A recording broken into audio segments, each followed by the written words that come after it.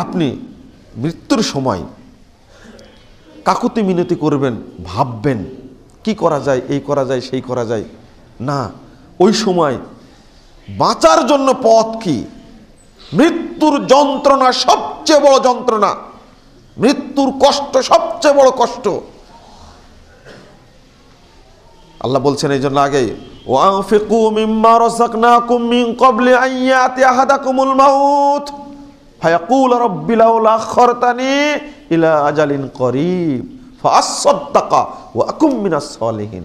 আল্লাহ বলছেন মৃত্যু আসার পূর্বেই তোমরা দান করো। আমি রুজি দিয়েছি, তোমারটা তুমি দিবে কেন? আমি যেটা দিয়েছি সেটা থেকে দান করো। আল্লাহ বলছেন মিম্মা রাযাকনাকুম, যেটা আমি দিয়েছি সেটা থেকে দান করো। দিবা না কেন তুমি? মৃত্যু আসার পরে যখন মৃত্যু ধরে ফেলবে তখন বলবে রব্বি লাউলা আখখারতানি ইলা আজালিন করিব। যখন মৃত্যু আসবে, মালাকুল মাউত এসে ধরবে, টান দিবে, যখন শিরা উপশিরা যখন ছিঁড়ে যাবে তখন বলবে আল্লাহ একটু সময় দাও, আল্লাহ একটু সময় দাও, আল্লাহ ফাসাদদাকা, সময় পেলে আমি সাদাকা করব, ওয়াকুম মিনাস সালিহিন, এবং আমি নেক বান্দাদের মধ্যে অন্তর্ভুক্ত হয়ে যাব। চাইবে, কিন্তু টাইম কি দিবেন আল্লাহ? না।